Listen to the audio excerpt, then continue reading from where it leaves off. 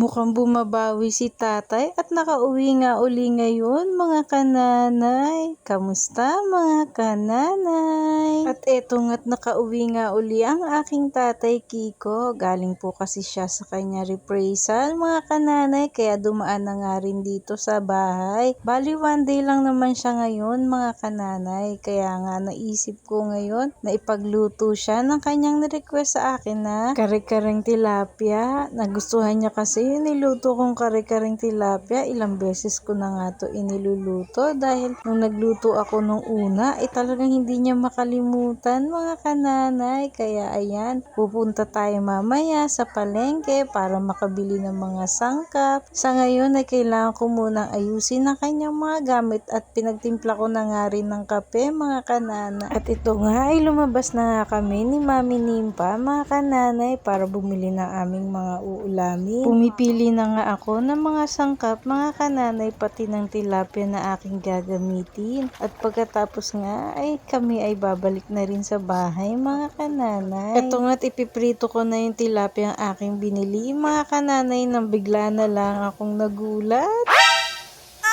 Ayan nga't nagliyab siya mga kananay.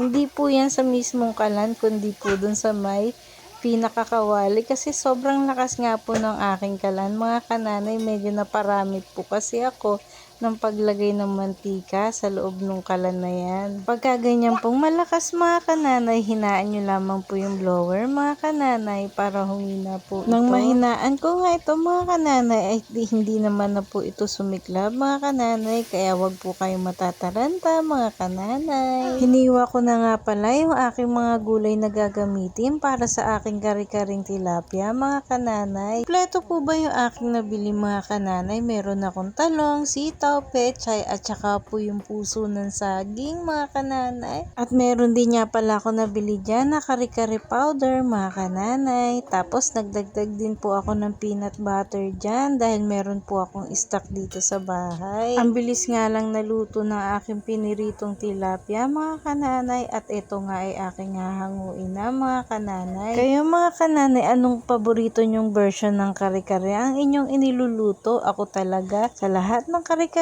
ito po talaga yung gusto ko kasi tilapia ang gamit. Kumbaga isda po, less ang cholesterol. Totoo lang, hindi ko pa nga naluluto yung ibang mga version ng kare-kare kagaya ng baboy o kaya tuwalya ng baka. Kasi nga ito lagi ang nire-request ni Tatay Kiko. Ayaw niya kasi ng mga karne kasi sawang-sawa na siya sa farm nila. Yun ang lagi ang kanyang inuulam. Parang gusto ko nga din itry yung seafood kare-kare mga kananay. Siguro masarap din yun. Hayaan nyo po't minsan itatry ko pong lutuin yun. Pagkatapos ko nga magprito ng tilapia, ay lulutuin ko naman yung ating bagoong kapartner nitong kare-kare mga kananay. At dinagdagan ko na nga rin itong bagoong para sa aming mangga mamaya. Kakain kami ng mga bata ng manggang hilaw kasi marami pong bunga ngayon dito sa amin mga kananay. At ito na nga yung akin nilutong kare-kare mga kananay. Nabitin ba kayo? Meron po akong tutorial niyan kung gusto nyo pong malaman kung paano ko po iniluto yan.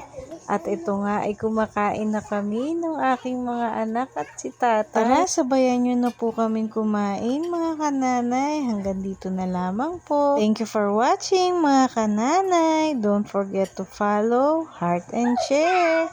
God bless everyone. Bye-bye.